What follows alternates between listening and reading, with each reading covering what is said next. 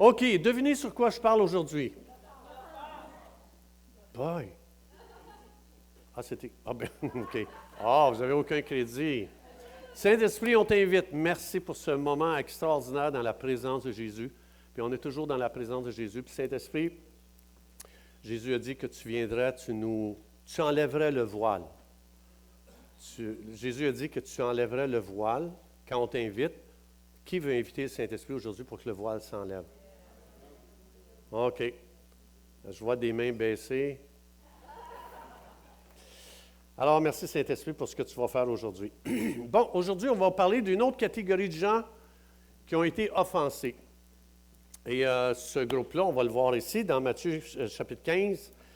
Évidemment, c'est la 5e partie de l'offense. Alors, les disciples de Jésus s'approchèrent de Jésus et lui disaient, « Sais-tu que les pharisiens ont été offensés? » Scandalizo, hein? Vous vous souvenez, scandalizo, c'était quoi? Oui? Tu sais, le petit morceau de bois qui tient le piège, puis tu accroches le morceau de bois, le piège se referme sur toi, on appelle ça scandalizo. Alors, ici, ça veut dire que les pharisiens ont été offensés des paroles qu'ils ont entendues de Jésus.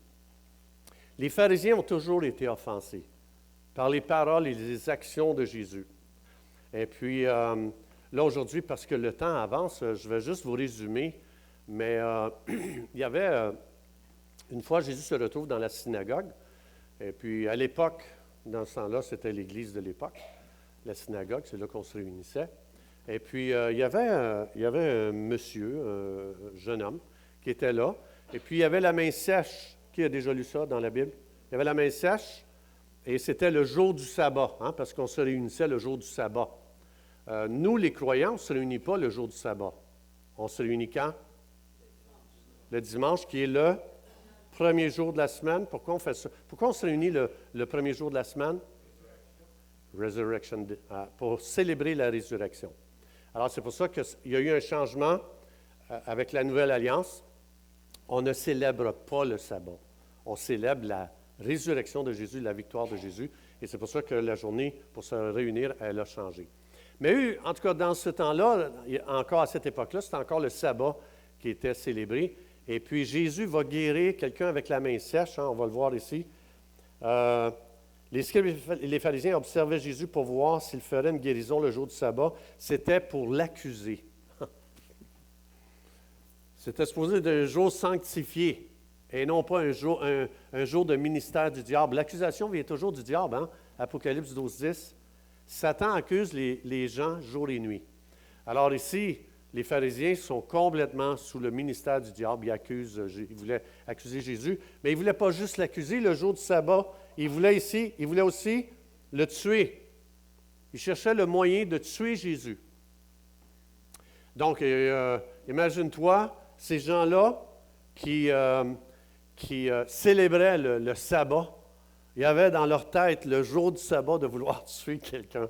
Alors aujourd'hui, on va voir, c'était quoi la pensée de Dieu avec le fameux sabbat? C'était quoi le but de Dieu? Parce que les pharisiens étaient très, très loin du but de Dieu, hein? Et Jésus va ici dire, quand les disciples ont dit, « Hey, Jésus, sais-tu que les pharisiens sont offensés par toi, par qu'est-ce que tu dis? » Par qu'est-ce que tu fais aussi? Ce qui a offensé le plus les pharisiens, c'était que Jésus il guérissait le jour du sabbat. Donc, un peu comme Marc. Marc, il guérit le jour du sabbat il ressemble à Jésus là, dans les kiosques. Alors ici, donc Jésus va répondre ceci, très intéressant. Il va dire, « Toute plante que n'a pas planté mon Père céleste sera déracinée. » Le mot planter ici, c'est très intéressant dans le grec, c'est une analogie avec engendrer. Engendrer, ça veut dire il doit y avoir une relation pour engendrer quelque chose. Hein? You? Qui a des enfants? Hein? Qui a des enfants? Je pense que je n'ai pas besoin de faire un dessin. Alors ici, c'est intéressant ce que Jésus va dire. Vous savez où sont nés les pharisiens? Ouais, c'est quand le mouvement des pharisiens est né.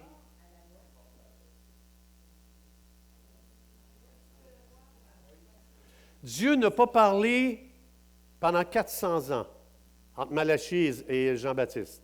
Il y a 400 ans, parce que Dieu parlait aux prophètes et les prophètes parlaient au peuple. Mais Dieu n'a pas parlé pendant 400 ans et ce groupe-là est né dans ces 400 ans de silence. C'est intéressant. Parce que la raison pourquoi Jésus a dit « Toute plante que mon Père n'a pas plantée sera déracinée ». Parce que Dieu n'avait jamais planté ou semé le mouvement des pharisiens. Jamais. Il ne parlait pas. Il n'a pas parlé pendant 400 ans. Ça veut dire, sur quelle parole avez-vous agi pour partir un mouvement de pharisiens? Alors Dieu, il n'a pas parlé pendant 400 ans. Bon, on va prendre un exemple. Tu sors avec une fille, ça fait 40 ans, puis tu n'y as jamais parlé. Y a-tu relation? Qui dit oui? Mariez pas cette personne-là. Faut pas. Très dangereux, c'est très dangereux. Alors, si Dieu n'a pas parlé pendant 400 ans, puis tu mets au monde un mouvement qu'on appelle les pharisiens, qui est supposé de représenter Dieu, il y a un problème. Ça veut dire que si je n'ai pas de relation avec Dieu, si Dieu ne me parle pas, toute chose que je vais mettre au monde, que je vais enfanter, est anti-Dieu. Dieu doit d'abord parler. C'est comme ça que ça marche une relation. Je n'entreprends rien, je ne dis rien, je ne fais rien tant que Dieu ne parle pas. Il faut que Dieu parle. Il est l'initiateur. Je suis le répondeur. Alors, tant que Dieu n'a pas parlé, ça veut dire ce mouvement-là, c'est pour ça que Jésus a dit, ce n'est pas mon Père qui a planté ça. Dieu n'a jamais demandé qu'il y ait ce mouvement-là. Et c'est pour ça que Jésus va avoir des problèmes avec ce groupe-là tout le long de son ministère. Alors, donc, ils ont inventé un pseudo-christianisme. Ça veut dire qu'ils ont inventé quelque chose, supposément que ça représente Dieu, quand qu'eux autres voulaient tuer Dieu. Tu veux te lever pour représenter Dieu, puis tu veux le tuer. Quelque chose qui ne marche pas, là. Je ne sais pas, là, ça ne marche plus dans ta tête, là. C'est Dieu sur deux pattes devant toi. C'est Dieu fait homme, Dieu fait chair, puis tu veux le tuer. Puis tu te dis un mouvement qui représente Dieu. Hey, comment? Fait que c'est pas d'aujourd'hui que la tête des fois tourne pas rond, hein? Donc, ça veut dire que tout ce qui ne découle pas d'une relation avec Dieu est religieux. Moi, je veux servir Dieu, je veux servir Dieu. Est-ce que Dieu t'a parlé? C'est pour ça, comme Lucie, c'est pour ça que j'ai expliqué à Lucie, quand on est allé pour prier pour elle, tu demandes au Saint-Esprit, y a-t-il quelque chose que je n'ai pas confessé dans ma vie? Mais tu ne deviens pas introspectif. Parce que l'introspection, tu es l'initiateur. Quand le Saint-Esprit te révèle quelque chose dans ta vie, tu n'es pas l'initiateur. Ça, c'est bon. C'est ça la différence. Donc, ne fouille jamais à l'intérieur de toi, tu vas vouloir te suicider. Il y a assez de choses à l'intérieur que le Saint-Esprit, souvent, il dit, non, ça, je ne veux pas. Moi, il y a des choses que le Saint-Esprit n'a pas voulu me révéler avant. Bon, ça fait plusieurs années que je suis chrétien, mais il y a des choses que Dieu n'était pas d'accord avec ça. Mais il n'a pas touché à ça tant qu'il n'avait pas développé cette relation avec moi assez solide, un pont relationnel assez solide, que là, il a pu faire passer de l'information et le pont n'a pas brisé. Alors, c'est important c'est Dieu qui décide quand il va nous révéler ce de quoi on doit se repentir. C'est pour ça que pousser avec le doigt, repens-toi, repens-toi, repens-toi, ça, c'est pas de Dieu. Il faut que tu casses le doigt. Le Saint-Esprit n'est pas là. C'est le Saint-Esprit qui doit nous révéler ce de quoi on doit se repentir. Parce que Dieu est relationnel. Il veut d'abord développer une relation avec moi. Il ne cherche pas à mettre ma vie en règle. Tout de suite comme ça, Dieu il dit, je veux une relation. Moi, ma femme, elle a attendu plusieurs années avant de vouloir me changer. J'ai dit, mais c'est quand tu vas me dire ce qu'il faut que je change dans ma vie? Elle ne me l'a pas encore dit. Elle est patiente. Elle est bonne, elle est patiente.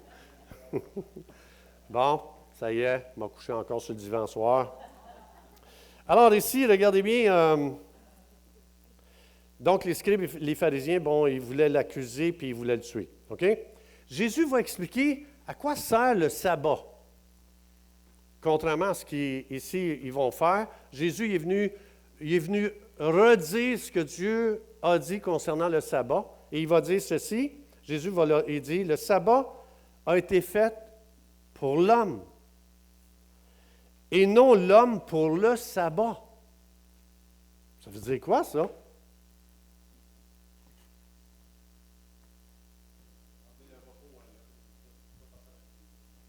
Félicitations, Gilles. Amener le repos à l'homme. Alors, ce que ça veut dire, de sorte que le Fils de l'homme est maître kurios, qui est en grec, et le mot kurios, ce que ça veut dire, c'est Seigneur ou maître suprême. Donc, ça veut dire le sabbat, il doit me servir. Je ne dois pas servir le sabbat. Ce que ça veut dire, je suis maître. Qu'est-ce qui fait un serviteur à son maître? Il fait du bien, hein? Quand le serviteur lave l'auto du maître, ça fait-tu du bien? Alors Jésus est en train de remettre les pendules à l'heure, il est en train de dire, « Hey, le sabbat, pendant que vous autres, vous êtes en train de penser à me tuer, qui n'est pas vraiment, ça n'amène pas de bonnes choses dans ma vie, le sabbat est supposé d'amener quelque chose de bon dans la vie de quelqu'un. C'est-à-dire qu'il est serviteur. Il doit te servir. Il doit travailler à tes avantages à toi. Ce que ça veut dire, c'est que Dieu a demandé un jour de repos. Le repos, est-ce qu'il détruit ma vie ou il enrichit ma vie? Ah! Est-ce qu'il ajoute à ma santé ou il détruit ma santé? Est-ce qu'il me fait prospérer ou il est en train de m'appauvrir? Alors, ça veut dire qu'il est mon serviteur. Il sert à me faire du bien. Right? C'est vrai? Alors ici, on est tellement loin. Ça, c'est la religion. La religion est tellement loin de Dieu. Tellement. N'importe quelle religion que tu me parles, c'est très, très, très, très loin de Dieu. On va aller voir qu'est-ce que Dieu avait en tête quand il a demandé le sabbat. On va aller voir ça ici. Premièrement, je veux juste vous dire qu'est-ce que les pharisiens ont fait avec le sabbat, puis après, on va aller voir ce que Dieu voulait avec le sabbat. OK? Là, je suis dans un dictionnaire biblique, ça dit les pharisiens continuèrent dès le deuxième siècle avant Jésus. Donc, c'est-à-dire, ça faisait 200 ans que Dieu n'avait pas parlé. Puis après 200 ans que Dieu n'avait pas parlé, les pharisiens ils sont nés un petit peu avant. Puis là, ils décident de faire ça concernant le sabbat. Regardez bien ça. Ils ont travaillé à interpréter méticuleusement la loi de Dieu. Alors, ces gens-là, le sabbat fut l'objet de nombreuses prescriptions. Ils fixèrent dans les détails. Puis ça, tu le vois avec la vie de Jésus, c'est fou les détails. Quand Jésus parle de ce qu'il faisait avec le sabbat, les détails, ce qu'il n'était pas permis de faire ce jour-là. Eux autres, c'était juste ça. C'était juste ça. Qu'est-ce qu'il ne faut pas faire le jour du sabbat? C'est tout. Alors, ces gens-là, ce qu'ils ont fait ici, donc, elles furent consignées par écrit, toutes ces règles-là qu'ils ont faites, dans plusieurs traités de la Mishnah, en particulier dans le traité intitulé Shabbat. Ce traité énumère 39 œuvres principales qui sont interdites. Pas le droit de faire ci, pas le droit de faire ça, pas le droit de faire ci, pas le droit de faire ça. Moi, c'est pour ça que ça m'impressionne, les pasteurs qui prêchent, puis un chrétien n'a pas le droit de faire ci, un chrétien n'a pas le droit de faire ça, un chrétien n'a pas le droit de faire ça. Ça ressemble au message des pharisiens, ça. Moi, je veux savoir c'est quoi les possibilités avec Dieu. Je ne veux pas savoir ce que je ne peux pas faire. Je veux savoir qu'est-ce que je peux faire. C'est ça que je veux savoir. Alors ici, les pharisiens, c'est une mentalité religieuse. Un chrétien ne fait pas ci, un chrétien ne fait pas ça. Ce n'est pas un message, ça. Alors, qui sont interdites. Parmi ces figures-là nous paraissent bien minimes, des stupidités. Regardez bien ça ici. Exemple, il était rendu qu'il étudiait comme faire un nœud ou le défaire le jour du sabbat. Est-ce qu'on a le droit de faire un nœud, prendre nos souliers le jour du sabbat? On a-tu le droit de le défaire? Tu sais, on marche, c'est le jour du sabbat. Oh, mon doux, Mon soulier détaché, je ne peux pas l'attacher, c'est le sabbat. Ah, tu vas être fâché, hein? Tu vas être en colère contre moi, je suis sûr, si j'attache ça. Fait que, hey, toi là-bas, là, qui n'a pas de cheveux, là, peux-tu attacher mes souliers, s'il vous plaît? C'est comme ça qu'il pensait. Moi, je connais des Juifs de notre génération. Je connais des Juifs parce qu'eux autres, ils célèbrent le sabbat le vendredi soir jusqu'au samedi soir. Alors, eux autres, pour être sûrs qu'ils ne font aucun travail le jour du sabbat, ils ouvrent leur télévision le vendredi soir pour ne pas avoir à travailler le samedi. Ça, c'est un travail. Les pharisiens avaient dit, d'allumer une télévision, c'est du travail le jour du sabbat. Alors, allume-la le vendredi et tu l'éteins le dimanche pour éviter le travail. Dans notre génération. Moi, j'ai travaillé pour des Juifs. Puis, après ça, hein, Christian, tu t'en souviens, papa? On travaillait pour les Juifs. Puis, après ça, je connais un autre Juif que lui, c'est le jour du sabbat, il rentre dans l'ascenseur, mais il ne peut pas peser sur le bouton. Hey, moi, j'ai le goût d'aller chercher mon violon, commencer à jouer dans l'ascenseur. Tu sais, peux-tu peser sur le bouton pour moi? Non, je ne peux pas. Je suis occupé. C'était rendu aussi stupide que ça. C'était ridicule. C'est quelque chose qui est très, très loin de représenter Dieu, on va le voir. Alors, ou bien d'éteindre, allumer un feu, éteindre un feu, en tout cas, peu importe. Moi, c'est tellement religieux que, oh boy, Alors, on va aller voir le cœur de Dieu. Regarde bien ça. Observe le jour du repos pour le sanctifier comme l'Éternel, ton Dieu, te l'a ordonné. Tu travailleras 6 jours et tu feras ton ouvrage, mais le 7e jour, ce sera un jour de repos de l'Éternel, ton Dieu. Tu te souviendras que tu as été esclave au pays d'Égypte. Hein? Qu'est-ce que le sabbat vient faire avec l'Égypte? Il travaillait 7 jours sur 7 sous Pharaon. Il n'y avait jamais de repos. Et Dieu explique, de ne pas avoir de repos, de ne pas respecter un jour, c'est l'esprit de l'Égypte qui te contrôle. Parce que c'est un esprit. Le monde des ténèbres veut qu'on travaille 7 jours par semaine, 24 heures par jour. Pas de repos, parce que lui, il cible ta santé. C'était pour notre santé que Dieu dit ça. Et Dieu rappelle de ne pas se reposer, c'est un esprit qui est derrière ça.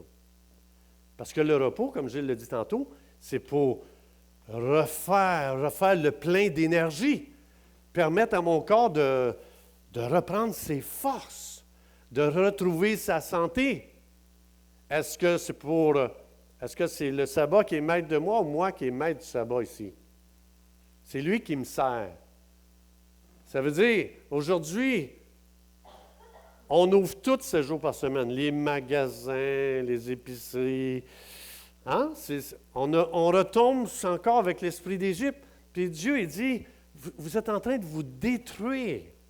C'était pour quelque chose qui était pour nous servir. Alors, donc ici, il va expliquer.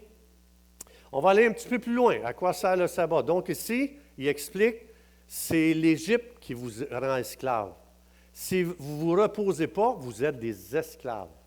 Vous livrez votre vie à un esprit d'esclavage. On va aller un petit peu plus loin. Qu'est-ce que Dieu pensait pourquoi le sabbat? Pendant 6 années, tu ensemenceras ton champ, mais la 7e année sera un sabbat, c'est-à-dire un temps de repos pour la terre. Donc, qu'est-ce qu'ils ont fait? Un fermier qui avait une terre, il divisait sa terre en 7 parties. Donc, la première fois qu'il ensemençait son sol, il ensemençait les 7 parties de son champ. La 6e année, il prenait la 7e partie ici, puis il dit, l'année prochaine, je vais laisser reposer cette partie-là de ma terre. Donc, là, il faisait ça comme ça. Et 6 années après, c'était cette partie-là qui n'était pas pour être ensemencée, puis là, il reprenait celle-là. Fait qu'il y avait toujours 6 parties sur 7 qui étaient ensemencées, et toujours, après 6 ans, c'était toujours... Vous comprenez ce que je suis en train de dire? Pourquoi Dieu a demandé ça? Pour nous écœurer? Il l'a dit pour faire reposer le sol. Pourquoi? Le sol aussi a besoin de refaire le plein. Qui ici prend des suppléments alimentaires? Soyez pas gênés, je ne vous jugerai pas. Hein? Pourquoi on prend des suppléments? Parce qu'on n'a jamais respecté les conseils extraordinaires, si sages de Dieu, que maintenant on a épuisé les sols. Et maintenant on est obligé de nous vendre des suppléments. Combien il faut que je mange de brocoli pour avoir les mêmes nutriments qu'avant? Combien? 200? C'est gros, hein? Dites-moi, pourquoi on en est rendu là? Pourquoi Dieu a donné ces conseils? Parce qu'en fait, on est en train de se tuer. C'est pour ça, Dieu, en fait, quand on ne respecte pas le sabbat, on se tue nous-mêmes. Alors le sabbat n'est plus mon serviteur, il n'est plus à mon service pour me faire du bien. C'est comme si on a transformé le serviteur, le sabbat, on lui a mis un gun dans les mains, puis on a dit, tu vas nous tuer. Fait qu'il n'est plus serviteur, il est devenu meurtrier. Et c'est pour ça qu'on voulait tuer Jésus, parce qu'il guérissait le jour du sabbat. On a changé la raison d'être du sabbat. On en a fait une religion ridicule, stupide, qui nous amène à juger les gens qui font un geste juste de peser sur un bouton d'ascenseur le jour du sabbat. On a ridiculisé.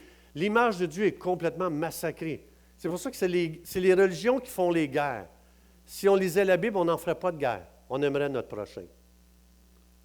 Alors, c'est ridicule. Alors ça, c'était le cœur de Dieu. Je veux vous bénir, je veux vous bénir votre sol.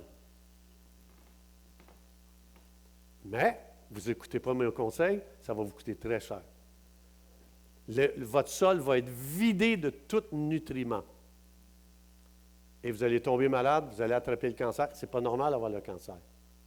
Redonne au sol sans pesticides. On n'est pas allergique au gluten, on est allergique aux pesticides, au Roundup qu'on met dans les sols. Le sol, il est tellement vide, il n'y a tellement plus rien qu'il faut qu'on mette des produits chimiques encore, et encore, et encore. Et c'est pour ça qu'on a tant de cas de cancer. C'est pour ça qu'il y a tant de malades. C'est pour ça que c'est une guerre contre l'humanité. Juste de ne pas respecter un conseil de Dieu, c'est une guerre contre l'humanité. C'est en train de tuer l'humanité.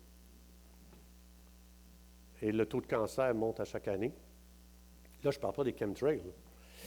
Alors, donc, on va aller un petit peu plus loin, voir c'était quoi que Dieu voulait avec le sabbat. Donc, ça ici, ma santé encore. Ma santé, right? C'est pour ma santé. Alors, ici, on va aller un petit peu plus loin. Si l'un de tes frères hébreux, homme ou femme, se vend à toi, hein, tu n'arrives pas à vivre, puis tu dis, moi, il faut que je travaille pour un riche. Alors, il se vendait comme esclave. Il te servira 6 années, mais la 7e année, tu le renverras libre de chez toi. Tu n'avais pas le droit d'être esclave plus que 6 ans. La 7e année, qui était une année sabbatique, tu devais relâcher tous les esclaves. Est-ce qu'on fait ça aujourd'hui? Non. Absolument pas. Alors, le sabbat était encore un serviteur. Il devait me faire du bien. Il ne devait pas me détruire. Et tu imagines le cœur de Dieu? Ça, c'était sa pensée. Il dit, le gars, il a une bad luck. Il a besoin de travailler pour quelqu'un qui est prospère, qui a beaucoup d'avoir. Donc, ça se peut qu'il se vende comme esclave pour cette personne-là. Tu ne le garderas pas plus que 6 ans. La 7e année, tu vas le relâcher. C'est ça qu'ils ne voulaient pas entendre, les pharisiens. Ils perdaient. Ce n'était pas payant pour eux. Ce n'était pas payant. Vous allez le voir. Regarde bien ça, le sabbat, qu'est-ce que Dieu pensait. Tu le renverras libre. Tu vas même lui donner des présents.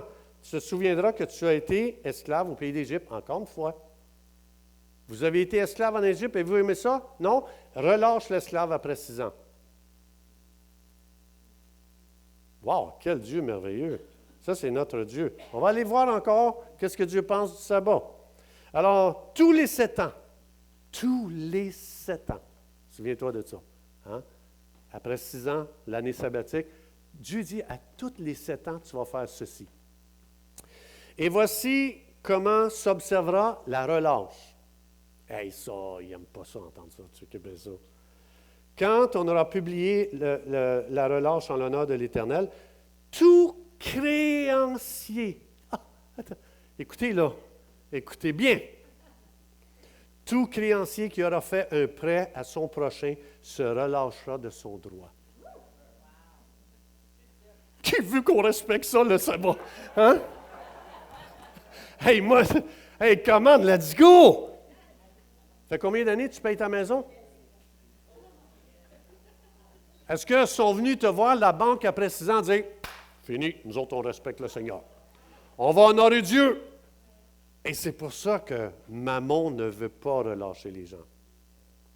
Dieu dit « Garde jamais une dette pour quelqu'un plus que 6 ans. La 7e année, tu claires sa dette. » C'est pas merveilleux, le sabbat? Je l'aime. Je l'aime, le sabbat. Sabbat, tout ce qu'on a entendu jusqu'à date, hein? C'est vrai, hein?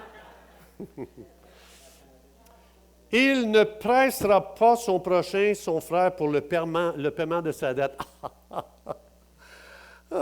Ça, c'est le royaume de Dieu. On est-tu loin du royaume de Dieu? Que ton règne vienne, que ton règne vienne. Jésus est le seul roi dans ce monde. Que ta volonté soit faite sur la terre comme au ciel. Quand on chante ce chant-là, on est en train de déclarer au monde spirituel, nous réclamons que toute personne endettée soit relâchée dans le nom de Jésus. C'est ça qu'on chante. Voilà pourquoi qu'on chante ce chant-là. Voilà pourquoi Jésus a dit, quand vous priez, priez que son règne vienne. Ça, c'est son règne. Si tu gardes les gens endettés plus que 6 ans, tu travailles contre Dieu et tu es en train d'installer un royaume satanique. On fait dur. Mais Dieu a dit, ça va changer, l'Église va comprendre qu'est-ce que ça veut dire que ton règne vienne. Et l'Église va faire la différence. L'Église va se lever et elle va prophétiser contre les dettes. L'Église va se lever et elle va décréter contre les créanciers. L'Église va se lever et elle va lier l'esprit de dette et elle va délier la liberté des dettes. Parce que Dieu ne fait rien sans que quelqu'un décrète, prophétise, déclare, lie et délie. Pour ça, Jésus nous a donné une autorité spirituelle, parce qu'il y a un esprit d'esclavage derrière les créanciers. Et tant que l'Église ne gagnera pas la guerre spirituelle contre les établissements financiers qui nous endettent pendant toute une vie, bien, on va continuer à être esclaves parce que l'Église n'a pas compris le mandat que Dieu a donné à l'Église, son autorité spirituelle, de lier, délier, de prophétiser, décréter, déclarer. Ensuite, on va aller voir si Dieu, y a d'autres choses que Dieu voulait avec le sabbat. On va aller voir un petit peu plus loin. On s'en va dans Lévitique, c'est toujours sur le sabbat. Tu compteras 7 sabbats d'année. Ça fait combien d'années, ça, 7 sabbats d'année? Comment? Hein? 49, OK. Alors, tu compteras ça, donc, et les jours de ces 7 sabbats d'année feront 49 ans. Vous avez raison. Et vous sanctifierez la 50e année. Ça, c'est la 50e année, c'est encore, ça, c'est le summum des sabbats. Alors, la 50e année, vous publierez la liberté dans le pays pour tous ses habitants. Personne n'était déçu. On a un appel de Dieu, présentement. Dieu est en train de nous appeler à faire ça. Alors, regardez bien ce que Dieu va dire. On a fait 7 sabbats, hein? 49 ans, on est rendu à la 50e année qu'on appelle le jubilé. Ce sera pour vous le jubilé. Tu jubiles. Pendant 1 an, tu jubiles. Vous savez ce que ça veut dire, jubile? Oui? OK. Chacun de vous retournera dans sa propriété. Parce que ça se peut que il t'est arrivé une bad luck. tu n'es plus capable de payer ta propriété et les huissiers sont venus saisir ta propriété. Connaissez-vous ça, des huissiers? Oui. Alors, ces gens-là qui viennent nous enlever nos propriétés parce qu'on n'est plus capable de payer, vous connaissez ça? Alors ici, c'est ça que ça dit. Et chacun de vous retournera dans sa famille. Après 49 ans, mettons que, je ne sais pas moi, pense à ça, là, regarde. Ça fait 49 ans que j'ai une maison. Puis, non, ça fait 49 ans que je n'ai pas de maison, OK? La 48e année, là, je m'achète une maison. Il reste 1 an. Il faut que tu sois rusé, là. Tu n'attends pas, tu n'achètes pas ta maison tout de suite, tu attends. Tu laisses aller, tu regardes. Le jubilé, c'est dans 2 ans. Je m'achète une maison aujourd'hui. Et là, tu t'achètes ta maison. Tu es endetté de, mettons, 500 000 $. Tu fais 1 an de paiement. Après 1 an de paiement, il est obligé de te redonner ta maison. Je vous donne des trucs, hein? Si jamais le royaume de Dieu revient, si jamais on réussit, je vous donne des trucs, là. C'est ça ici qu'il est en train de dire. Ça se peut que le gars, il a eu une bad luck. Il a perdu sa maison. Les huissiers sont allés, ils l'ont saisi. La 49e année, à la fin de la 49e année, il était obligé de lui redonner ses clés de la maison, de dire, elle revient à toi. Ça, c'est tout ce que Dieu a enseigné sur le sabbat. C'est loin, anti-pépère, de peser sur un bouton d'ascenseur le samedi. Hein? Vous êtes d'accord avec moi? C'était quelque chose de glorieux. C'était quelque chose d'extraordinaire pour que les populations de la terre vivent glorieusement la liberté que Dieu a toujours voulu pour les êtres humains. Si tu es capable de faire 1 million dans une année, c'est quoi de relâcher 10 000 à quelqu'un? Si Dieu t'a donné un don de faire de l'argent, pourquoi ça n'aiderait pas les gens qu'eux autres n'ont pas ce don-là? C'était ça la pensée de Dieu. Pourquoi la bouche se vante-t-elle d'être capable de manger? Si elle n'arrête pas de se vanter, la bouche, à un moment donné, les pieds vont dire « je ne t'amène plus à la table ». L'humanité, c'est comme un corps. Gilles il me disait ça, qu'il avait réfléchi souvent à ça, et c'est absolument vrai. L'humanité, c'est comme un corps. On a tous des dons différents. Vous avez des dons que moi, j'ai absolument besoin. C'est vital, c'est crucial. Sans vous, je ne suis rien. Mais moi, j'ai des dons pour les autres aussi.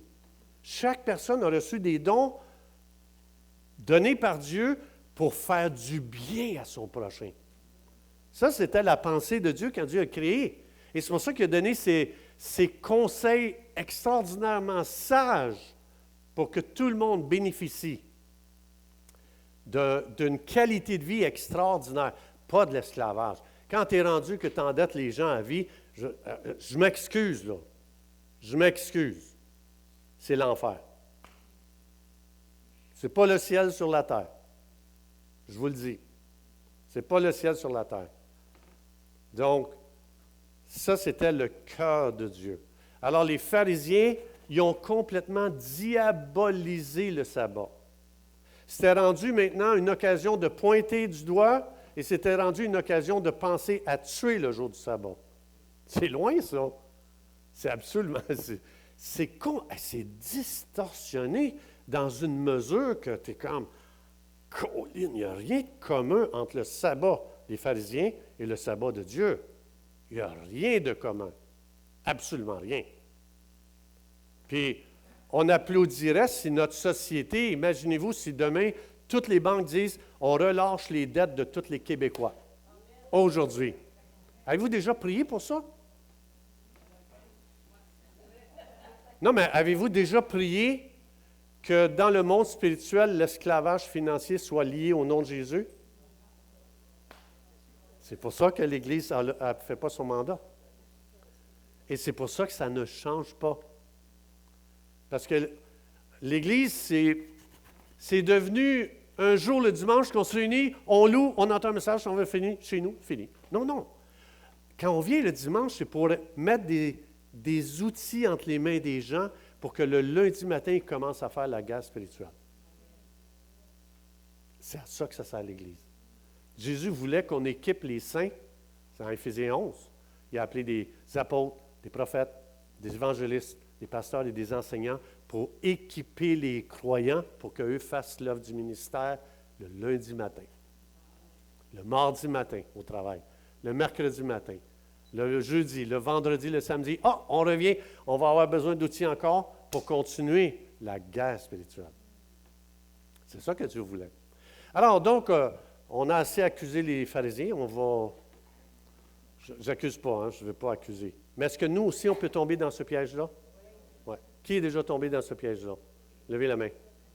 Dehors, je ne veux plus vous voir. Non. Alors, on va aller voir si on a fait mieux que les pharisiens, OK? Regardez bien ça ici. Quand je parlerai la langue des hommes et des anges, si je n'ai pas l'amour, je suis un airain qui résonne, une cymbale qui retentit. Il est en train d'expliquer. Bon, moi, je parle en langue. Moi, je ne parle pas. Tu ne parles pas en langue, toi, tu n'es pas sauvé. Attends, je ne comprends pas, là. Ton don est supposé, comme la bouche, est supposé faire du bien au corps. On a réduit le parler en langue, que si tu parles en langue, tu es sauvé. Si tu n'es pas parlé en langue, tu n'es pas sauvé. Et on a commencé à attaquer les gens dans l'Église avec ça. On a fait pareil. Ce qui était supposé de nous bénir nous a détruits, nous a divisés. Right? C'est pour ceux qui ont assez de vécu dans le monde évangélique. Je ne sais pas combien j'ai vu de divisions sur cette base-là, moi. Je ne sais pas. Je suis pour le parler en langue, mais pas pour la division. Ça doit bénir mes frères et mes sœurs. Comme il explique ici, si je n'ai pas l'amour, ton don est devenu meurtrier et est devenu destructeur. C'est la même affaire. Donc, même si j'avais le don de prophétie, toute la science des mystères, toute la connaissance, même si j'avais la foi pour transporter les montagnes, si je n'ai pas l'amour, je ne suis rien. Ça veut dire que je peux prophétiser et faire du dommage. Je peux enseigner et faire du dommage. Je peux parler en langue et je peux faire du dommage avec ça. C'est ce qu'il explique. On peut utiliser tous les dons spirituels et les pervertir comme les pharisiens ont perverti le sabbat. C'est pour ça que je dois étudier sérieusement le but. Qu'est-ce que Dieu avait en tête quand il a donné le don des langues? Qu'est-ce que Dieu avait en tête quand il a donné le don de prophétie? Qu'est-ce que Dieu avait en tête quand il avait donné le don de la connaissance, de la sagesse, du discernement des esprits? Alors, c'est pour ça qu'il explique, il dit, même si je distribuais la nourriture aux pauvres comme Christian fait, et soit dit en passant, je veux juste dire, on a entendu des témoignages de miracles, mais ce que Christian, Bruno font, Frank, Marianne, c'est miraculeux aussi. Et j'aimerais ça qu'on les applaudisse pour le beau travail qu'ils font. Ça aussi, c'est des miracles. Alors, c'est pour ça qu'il explique, tout ce qui n'est pas fait par amour ne sert à rien. J'ai beau chasser les démons. Si je n'ai pas l'amour, je ne sers à rien. J'ai beau guérir les malades. Si je n'ai pas l'amour, je ne sers à rien. Alors, le but, que ce soit le sabbat, les langues, la prophétie, les miracles, les guérisons, chasser les démons. Rappelez-vous dans Matthieu 7. Des gens qui se retrouvent devant Jésus, j'ai chassé des démons. Hein? Jésus dit, je ne te connais pas. Ils ont chassé les démons sans amour. Hey, on a prophétisé! Je ne te connais pas. Hi! Voilà comment on peut pervertir les choses de Dieu, à ce point-là. Donc, c'est pour ça qu'il faut revenir, Dieu, comme les pharisiens, ils n'ont pas entendu ce que Dieu avait à dire sur le sabbat, bien, l'Église peut aussi ne pas entendre ce que Dieu a à dire sur les dons et inventer un pseudo-christianisme évangélique, surnaturel même. C'est possible. Donc, je ne suis pas en train de dire qu'il ne faut pas faire ça, je suis en train de dire qu'il faut d'abord avoir une oreille. Jésus dit dans Jean 10, « Mes brebis entendent ma voix. » Il commence comme ça. On doit entendre sa voix. C'est pour ça, même pour prier pour quelqu'un, Jésus, qu'est-ce que tu veux que je fasse ici? Ça se peut que Jésus dise quelque chose que je ne m'attends pas. Je ne sais pas. Saint-Esprit, on veut te remercier. Merci pour la parole de Dieu magnifique qui nous a été donnée, ces conseils géniaux de Dieu qui étaient pour nous faire du bien, pour bénir notre santé, pour bénir nos finances, pour bénir nos maisons, pour bénir les populations de la terre, pour bénir mon prochain. Et Saint-Esprit, je prie dans le nom de Jésus. Dans Jean 16, 13, ça dit, le Saint-Esprit vous guidera dans la vérité. Guide-nous dans la réalité non voilée de nos dons, de ce que Dieu veut. Et qu'est-ce que ça veut dire? Que son règne vienne. Et on vient te donner toute la gloire. Et dans le nom de Jésus, j'appelle un esprit de révélation sur le 1236, un esprit de compréhension des dimensions spirituelles. Je délie dans cette Église. Je délie dans cette Église un esprit de révélation extraordinaire qui va transformer nos vies et qui va transformer la société dans le nom de Jésus. Qui est d'accord? Est-ce qu'on peut applaudir Jésus pour sa parole magnifique? Merci Jésus. Bon dimanche, soyez bénis.